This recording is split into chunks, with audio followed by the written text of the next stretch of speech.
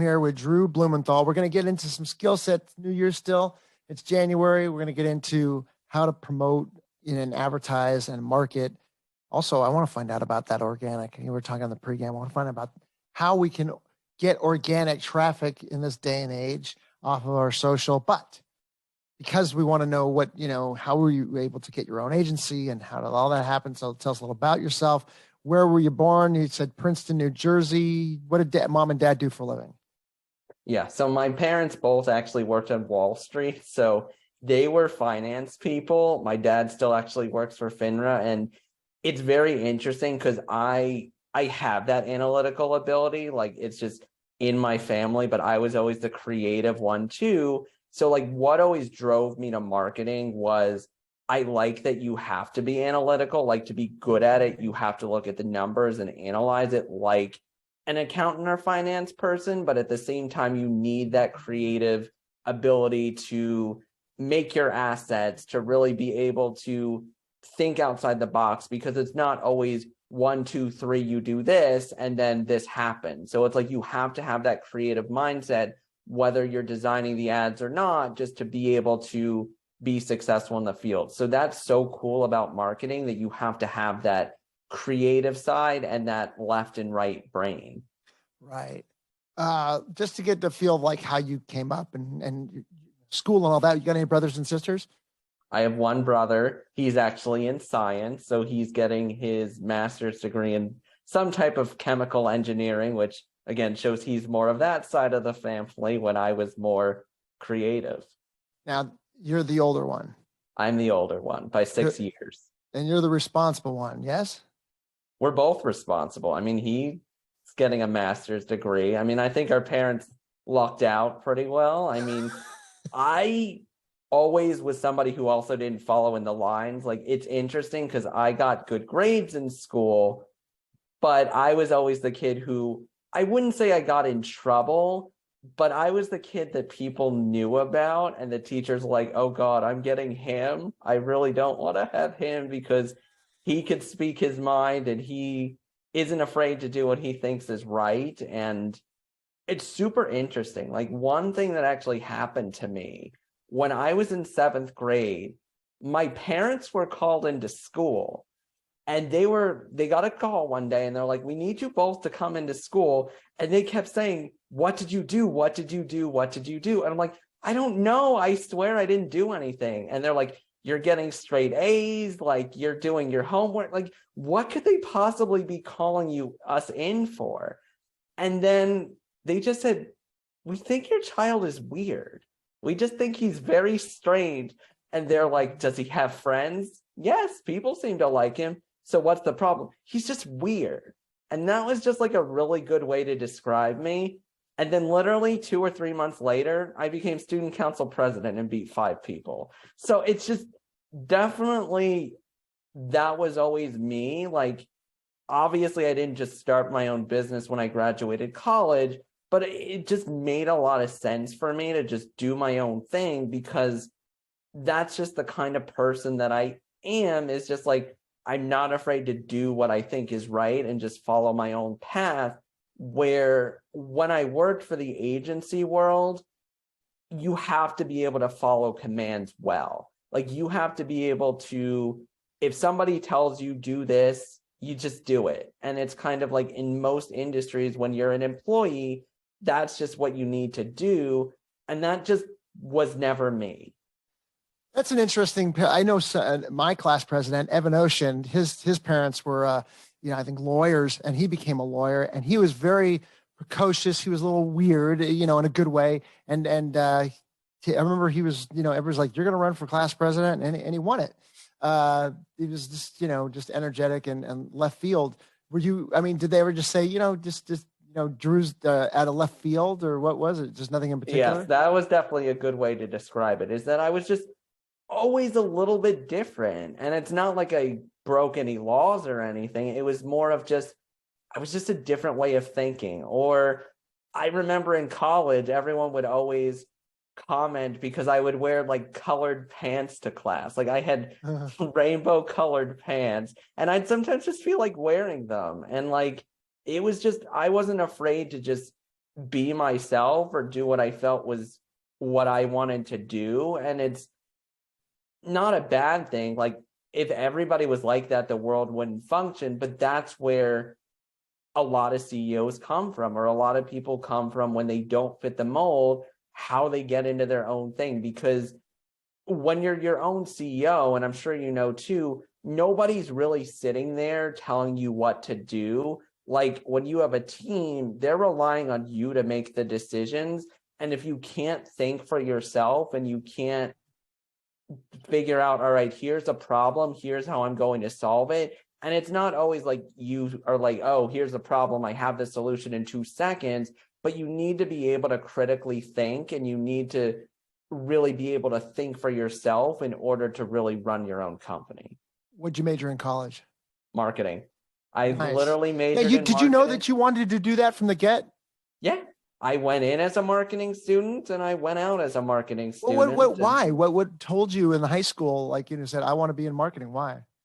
I mean, again, I really like the creative aspect. I really like the balance between creative and analytical. I mean, I took a few like basic marketing classes and I liked it. Another thing that also really just fascinated me about marketing is I always was very into brands. Like, obviously today, just because I knew I was going to be on the podcast, I'm in like not a really heavy branded shirt, but I am the person who literally walks around New York City in like a sweater with F's all over it, or the G's for Gucci, or I have Burberry plaid, like everything. So I've always been fascinated by brands and like watching brand stories and the development between the association of, like, if you look at Tiffany blue, you don't even need to know that it's Tiffany's. It's just in someone's mind, and you know so much about that person and that brand just by the color. So I found that always super fascinating and interesting. And like, even my mother was like, you should go into marketing. And it's like, it just made so much sense to me. Okay. So you get out of college. Do you start your marketing company right away?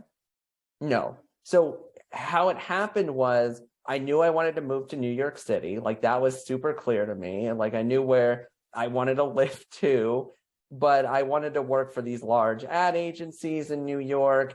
And when I went to Westchester, basically it was like in the middle of Pennsylvania, and they're like, oh, we don't have any connections to New York City or these large ad agencies.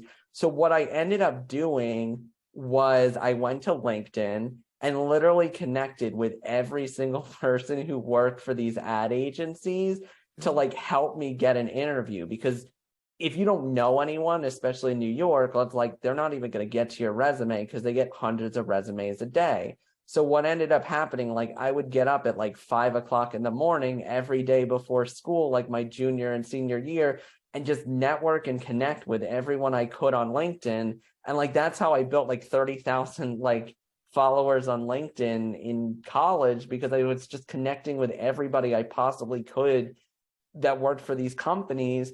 And it really did work. Like, I interviewed at almost all of them because it was so cool. And that also really pushed me even further into the digital field, because I'm like, you could network, you could meet with like anyone. Like, the world is so accessible now because of digital. And it's like, the digital world gets such a bad rap sometimes from, oh, it's like, it makes you feel bad. It makes people feel like insecure and jealous and all of that. And to me, I had such an opposite experience. Like, to me, it allowed me to get into the world that I want, to build the life that I wanted. Like, yes, I still see sometimes some of that stuff.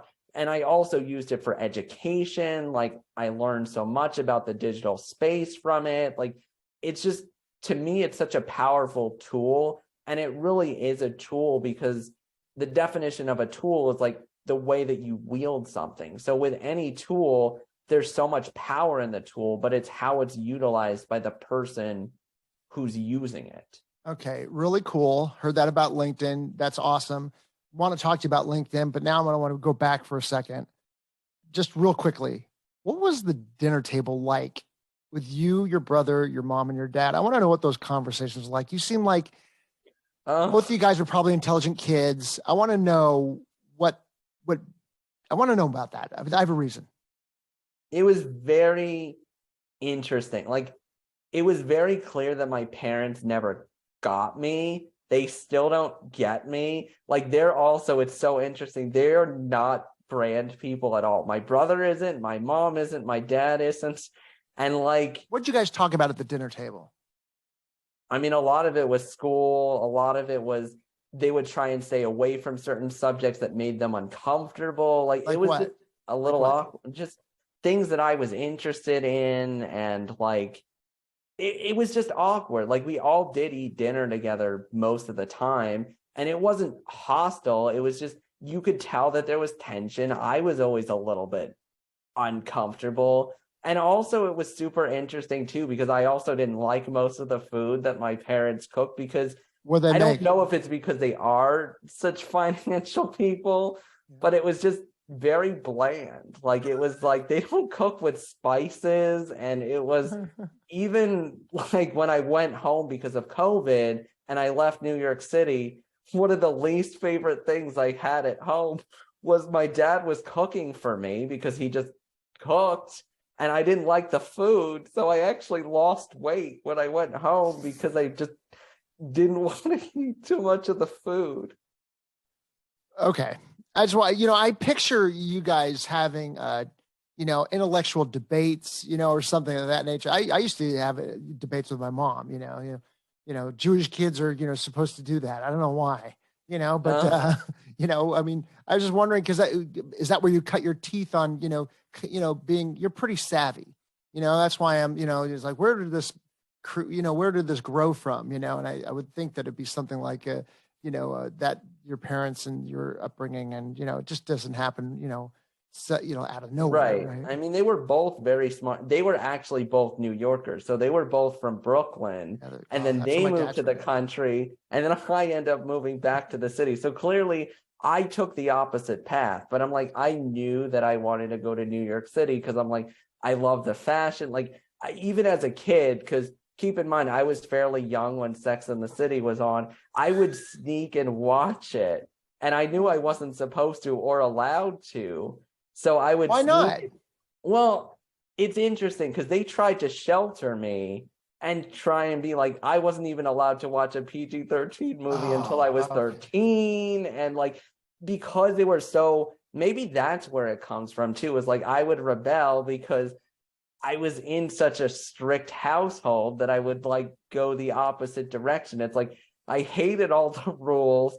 And it was like they would literally say, well, you have to be 13 to see a PG-13 movie, or you have to be this age to like even watch anything that's sexual. And like it was just very, very by the book and very strict in terms of like, this is how things are and this is how you do things. And it would always make me more curious. Like, I'd always want to be like, man, I want to watch this or do this or try this. Or I even remember as a kid, one time the doctor asked me, do you eat sushi? And my mom even answered, and she's like, oh, they wouldn't like that, so they don't eat that. And like, now I love sushi, but I didn't even try it until college because it was like almost written off the table for me. I don't think intentionally, but it was just kind of like very by the book. Got it. Okay. So now I just want to kind of get that, because that's just part of who you are. So really interesting. You go to LinkedIn, you do that, LinkedIn to me is like hard to get traction, but it's doable by doing what you did, right? By personally reaching out, and just building up like a following through there. You built relationships strictly electronically with these people, or you had physical interviews, or was that your first bit of, success, social wise, was on LinkedIn? Yeah, no, it definitely was that. And obviously it was trying to get my resume through. So it was actually a lot easier back then. So LinkedIn is now owned by Microsoft, and they make rules about, oh, you can only send this many messages per day. And obviously it became more about a profit over like what it used to be. So it's not as easy to growth hack the way that I did. But honestly, what I was just doing was I would write a message and say, hey, I'm a senior here, like tell a little bit of a story, and then like attach my resume and say, could you please get this to an HR person? And again, the right person would sympathize. So the person who ended up getting my interview into the job that I did end up getting, she was a very nice young woman and a very social person. So it just, you happen to hit the right person who is a nice, caring person. Like, there'll be certain people that just won't answer your messages and just ignore you. And just, that's kind of how it goes too, is like a lot of it is a numbers game. So if you expect to send 5 messages and get 5 replies, you're going to be disappointed. So it's all about doing it consistently and just, again, studying what's working and what isn't, which is the analytics. So it's like, if you start sending a message and then it doesn't work, maybe you try a different messaging and then you see like, all right, the data showing me if I say it like this, then it'll work. And then you start tailoring your message. And again, you don't want it to sound spammy or body as well. Like, if you're just copying and pasting the same message over and over again,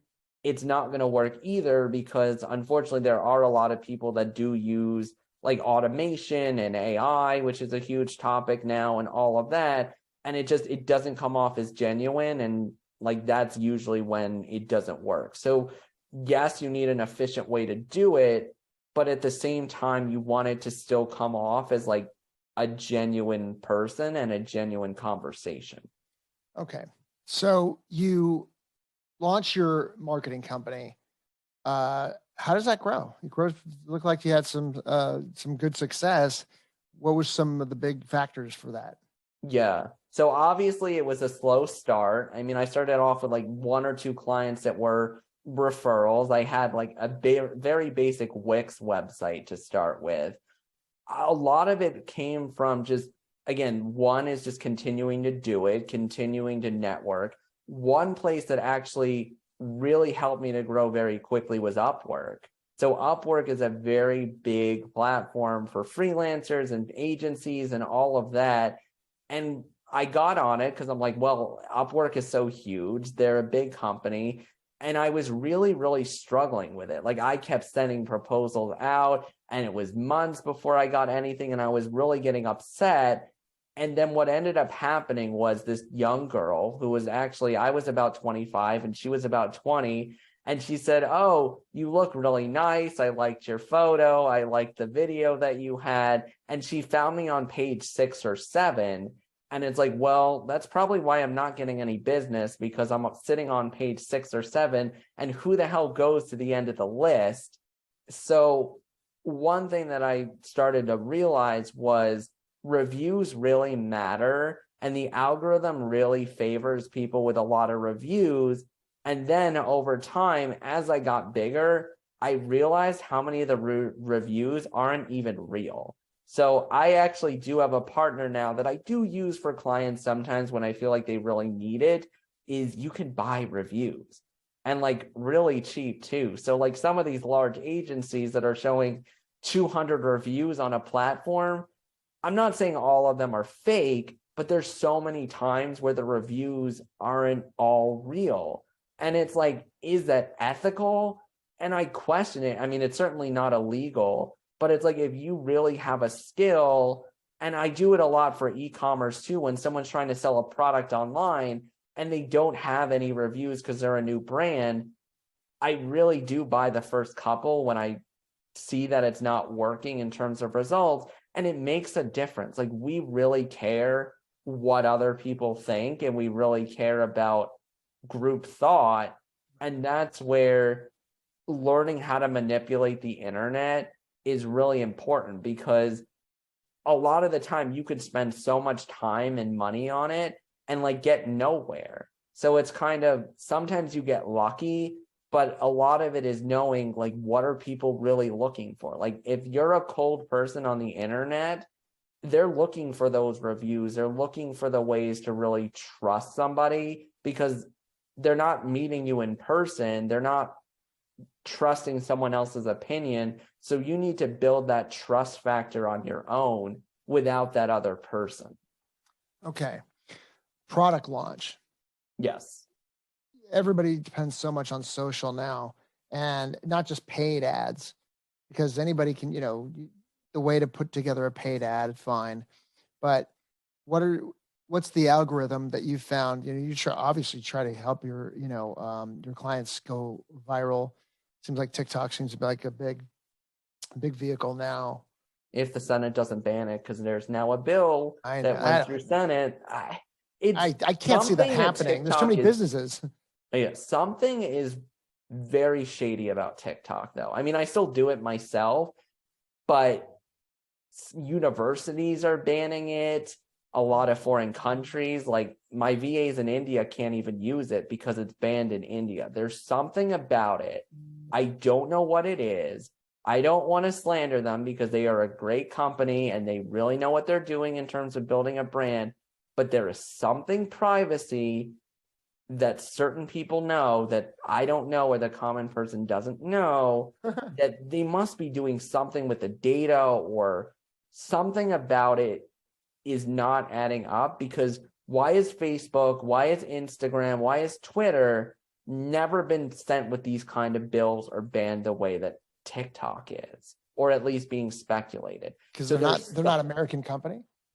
I don't think it's that. Okay. I really think that there's something about it that, again, I don't want to speculate, but there must be something with the data or something that people high enough up must know about.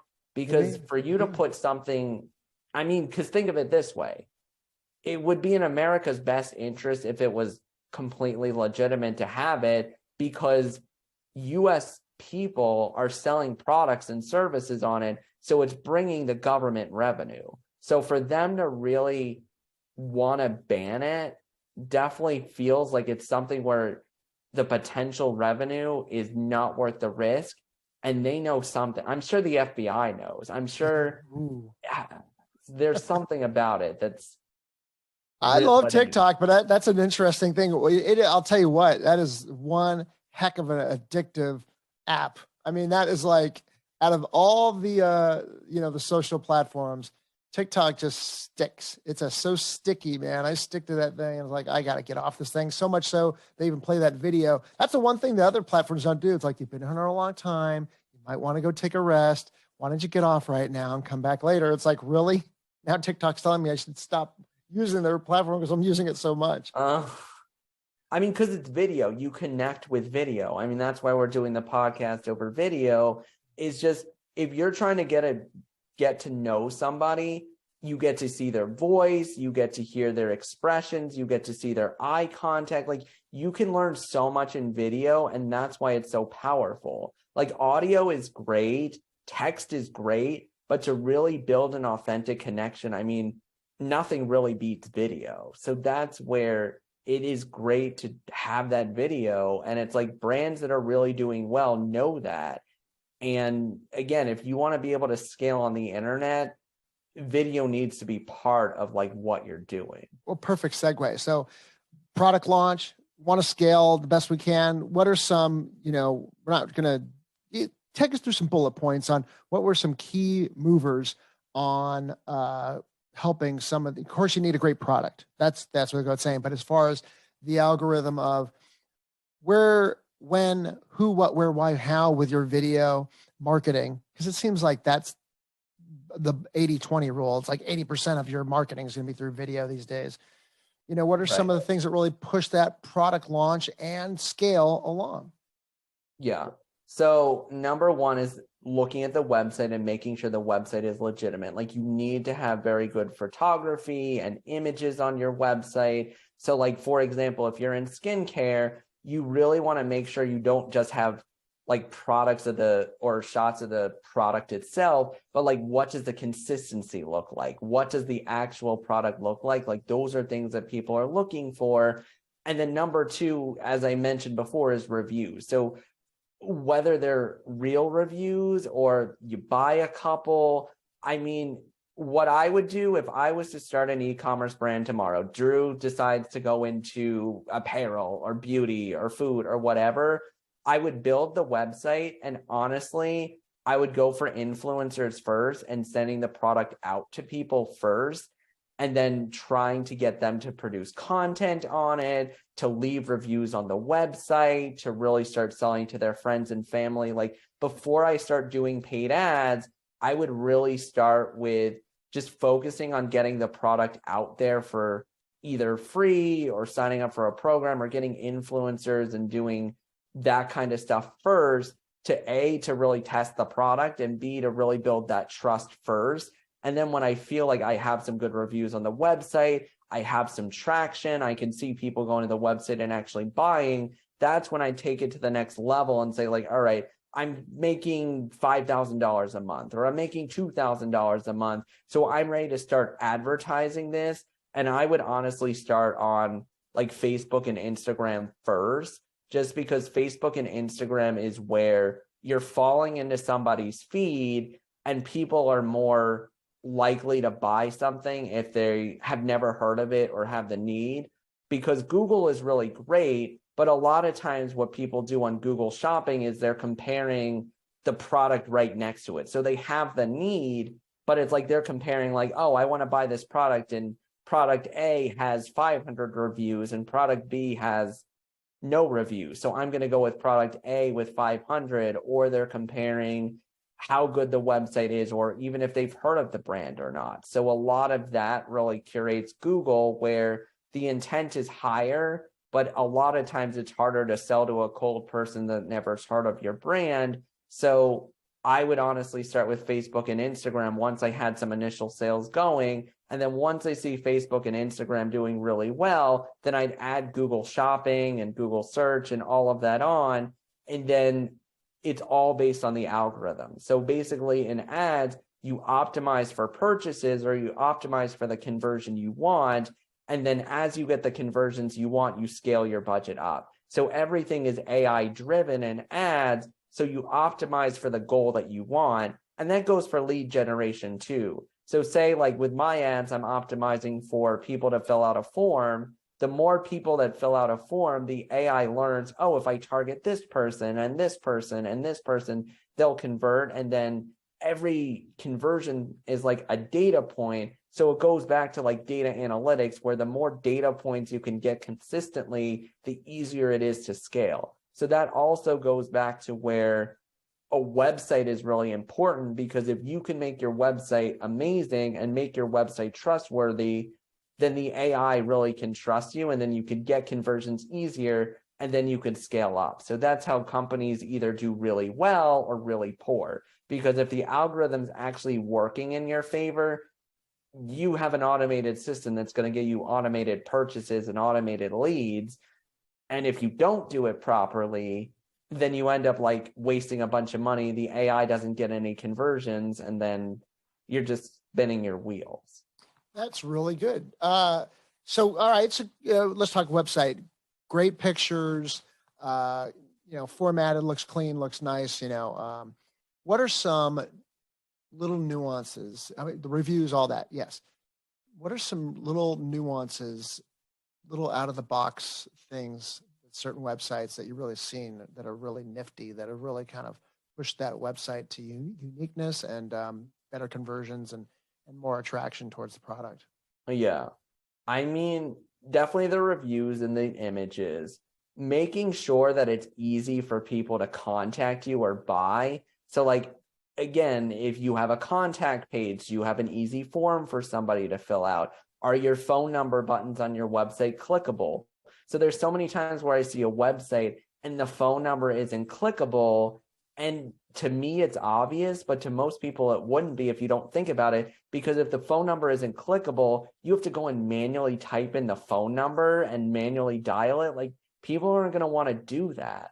So it's like, if you make the phone number and emails clickable and people can automatically click and send an email or click and call, your conversions are going to skyrocket just from even doing that. So it's things like that that I'm looking for when I'm going through a website, or how many times I see stock photos on a website. So it's like, oh, I bought this photo off of Unsplash or something, and it just, everybody's using the same photos and they're so well cropped. It's so obvious that they aren't real. Like, people now with social media would rather see imperfection and things that are genuine and authentic. And it used to be years ago where the trend was have everything be perfect, have everything look a certain way. And it's like, now things are changing where people are tired of that and they want to see realness. So it's like anything you're doing. So whether you're a contractor, whether you're a lawyer, whether you're selling a product, like people want to see real, authentic photos and real, authentic videos that aren't just something you could buy off the internet. And it's like, in a certain case, maybe you could buy it and then go into Canva and like do some text overlay and make it your own. But if you're just going to throw up a stock photo, or people do that on social media all the time on their accounts, and it's like, it really doesn't build a good following, because I mean, there's so many times where I see like the neon sign of like, you will achieve greatness or something like that. And it's like, it's not even yours. And I've seen that photo 50,000 times. So it's like, yes, it's more work to create your own authentic content, but it's like, it's really important to be able to do that. And say you're not a graphic designer, you could easily go on Upwork or Fiverr or somebody who's an expert at graphic design and build your own creative for you. Like, it still could be your brand, but it's just at this point, you really need to be building your own assets. Great stuff. Video dynamics. So you've done everything, even whether it's the beginning or you're just at the point where you just finished your, Performance Max smart shopping campaign, and it's converting well at a 10 ROAS. How are you going to instruct your clients with the way to make their video? Now, this could change depending on the type of product and the industry, but what are some commonalities that you've seen with dynamics and how a video, what messages are said, the pacing, the messaging? What are some things that really, move that? So shorter is better, genuinely. Like, people don't want to spend 2-3 minutes watching a video. So definitely shorten it. I mean, Instagram doesn't even let an ad show if it's over 60 seconds.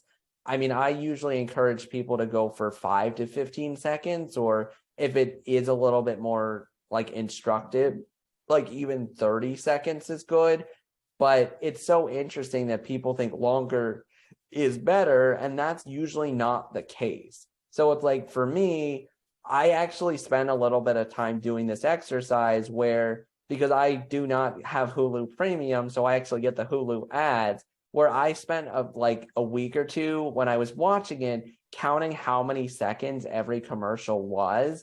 And 90% of them were 30 seconds or less, meaning that like, if you could do, a Fortune 500 company could sell their product in less than 30 seconds, like everybody should be too. So that's number one, is like, the more short and concise you can make your videos, the better.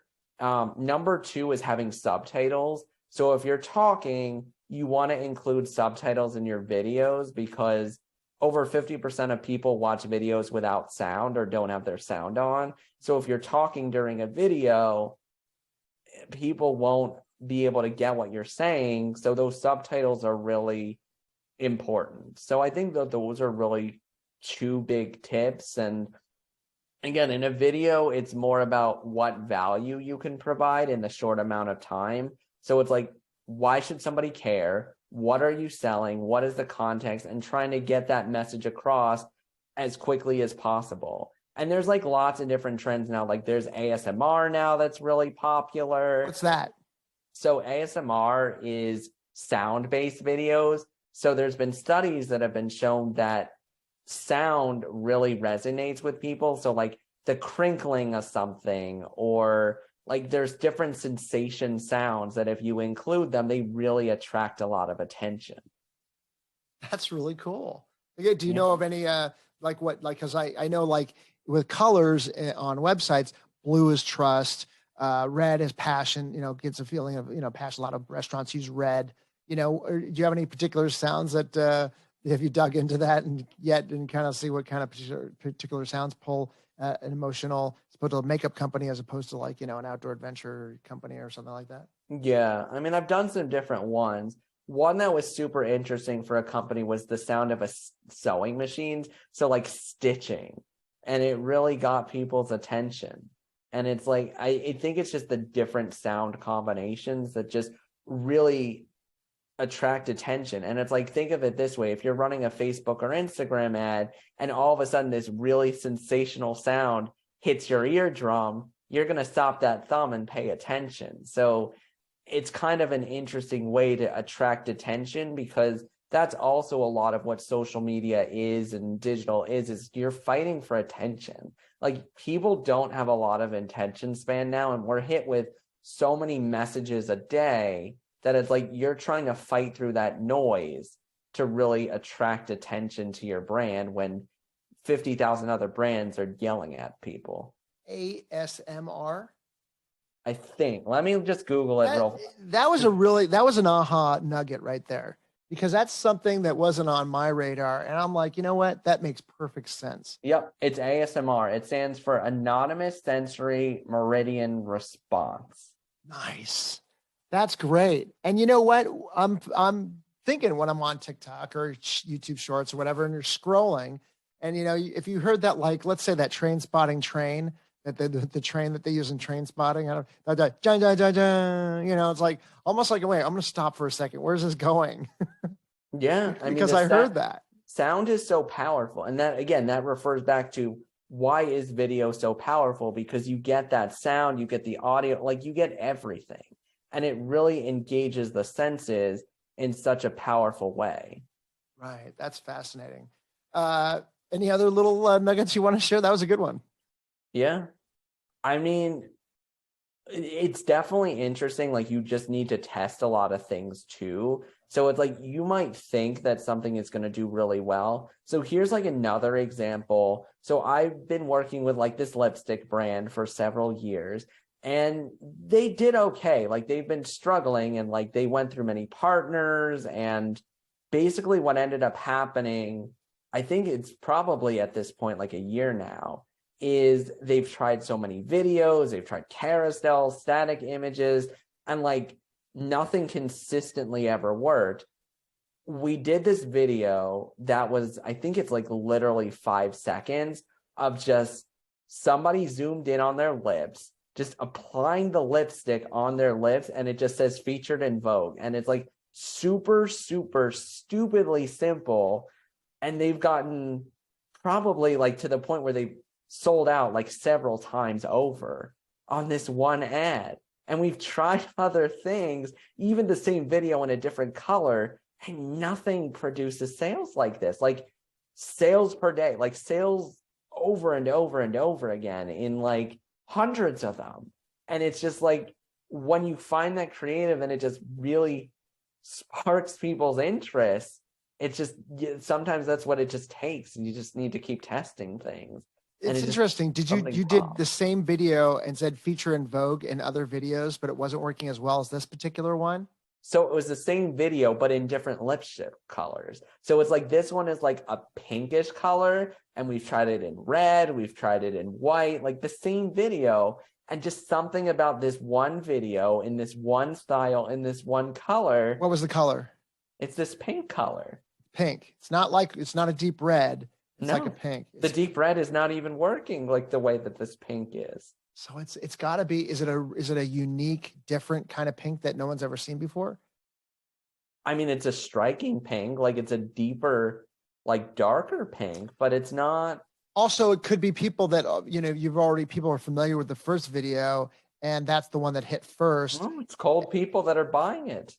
Like, and they're just buying this. I mean, I think other people are buying but most of them literally click on this ad, they go to the website, and they buy this one color. And it's super fascinating. And like, I have the ad set up where I test other creative, and just nothing has beaten this in like a year. Wow. So it's either the color or the exact pacing. You've duplicated the exact pacing of the video and the other ones. It's got to be the color, right? Yeah, but we've run ads with the other with this color before.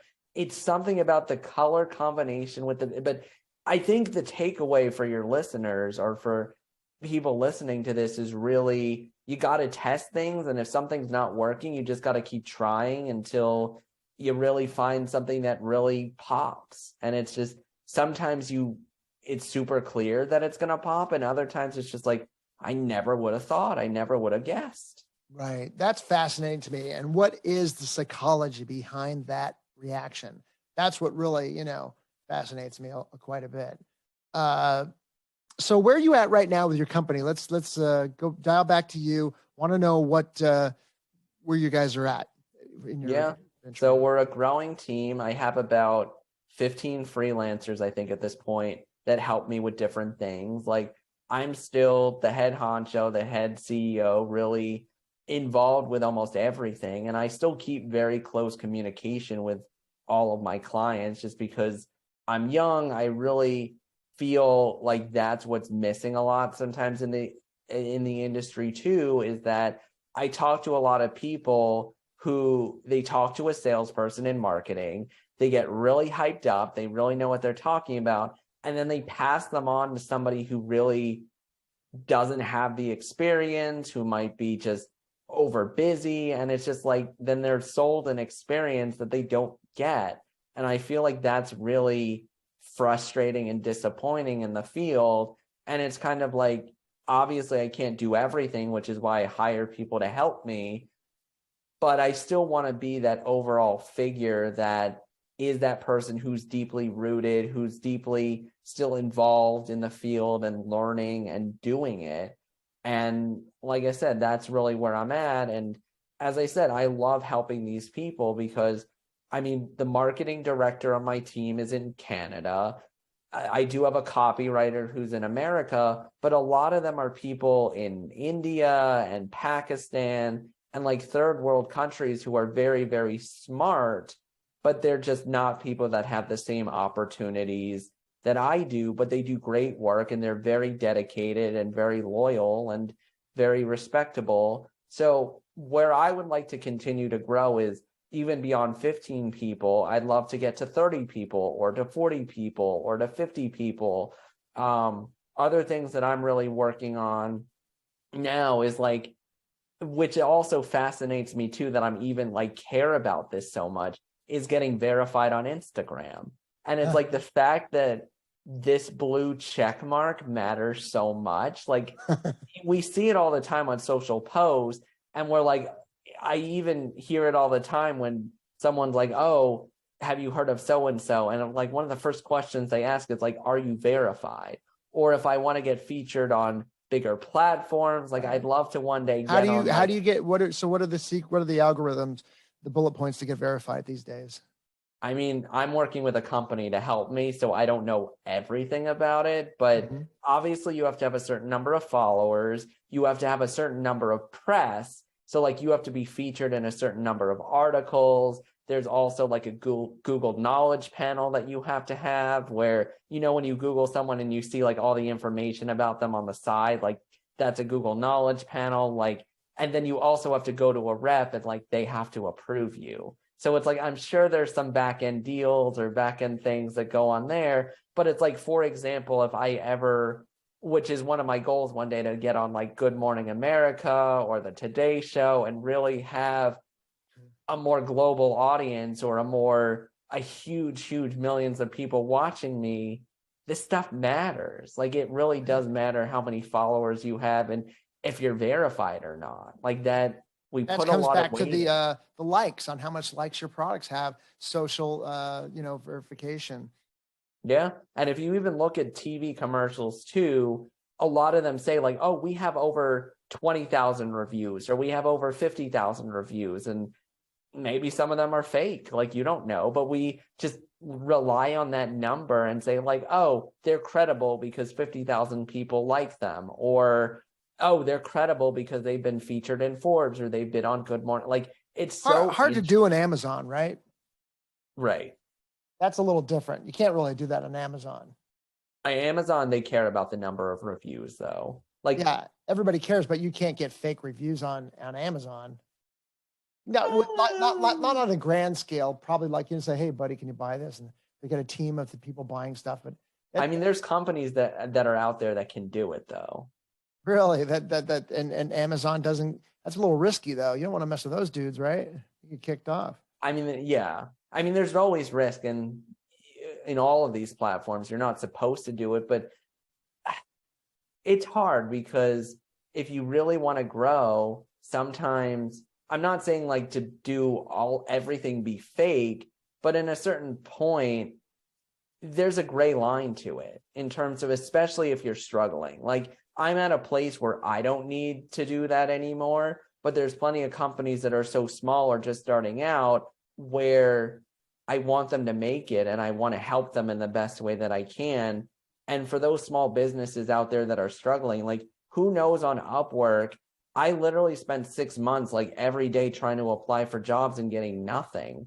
What if I would have gotten a fake review or 2 or 3 and then been able to rank higher and then been able to accelerate that growth? Like everything is real for me there. And it's just where at a certain point you realize, and here's another actual interesting point too. So I was on a call with another business and they're in the catering space, and like we were looking at their competitor site and he told me, oh, all of these images or all these images on this page are not even real. They're stock photos. And this huge catering company was using fake images to try and promote their catering service. So it's like, unfortunately, if you look under the hood, how much of it, especially from big players, are doing it. So it's like, if you don't do it, you're just going to be taken advantage of.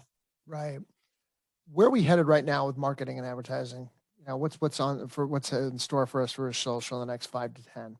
I mean, AI, I'm sure you see it everywhere. Everyone's talking about AI. I mean, ChatGPT really led that whole movement. I mean, I think AI is great, but again, it's a tool that if someone doesn't know how to use it properly, it's going to end up hurting people. Like if you write, for instance, blog posts using it and it's duplicated content, then it's going to hurt people's SEO. Or if every website has the same content on it, people are going to start to catch on. Or if people are writing social posts with it and it doesn't sound authentic, like you can ask certain questions or say in a certain way, write me a very specific post or give me ideas to write this post. Or you go and write it through AI and then you edit it as a human. So I definitely think AI is going to continue to grow, especially with this new trend this year, but it's just using it in the right way. So AI is definitely going to grow a lot. The other thing is, as we've been talking about through this whole podcast, is video is going to continue to grow. So whether it's through Instagram Reels or YouTube Shorts or any of that stuff, video is really going to continue to grow. So people need to feel really comfortable with it. And again, things don't have to be perfect, but you just need to be doing it to some level and some degree. So that way, if you want a cold person to like trust you, they're really going to watch that video. Like, for example, on my website, I have these video testimonials that I was getting, and like my publicist was the one who really pushed me to do them. Mm-hmm. And I'm like, I'm so glad I did them, because on so many calls that I have with prospects, they're like, man, I watched your video testimonials and they were so powerful. Like they really got me. And they're like, I'm really feel like they were genuine and real and I got to know you. And it's like, to be able to do that while like maybe I was sleeping or doing other things, and like to be able to build that trust with someone without having to like call them up or cold email them or things like that. I'm like, that's amazing. Like that's really fascinating to be able to do that. Yeah, I agree. I think that's where we're headed, and you got to be careful with that. With the machines writing your blog. Drew, please tell everybody how they can find out more about you. Yeah. So you could go to my website, digitaldrewsem.com. You could also find me on Instagram at digitaldrewsem. And I mean, I am on TikTok too, and I am the real Digital Drew, not the fake one, the real one. So. Awesome. Hey, great job. Thank you so much. That was got a lot of good little nuggets here I'm going to put into action. Thank you so much. Yeah. Thank you for having me, Michael.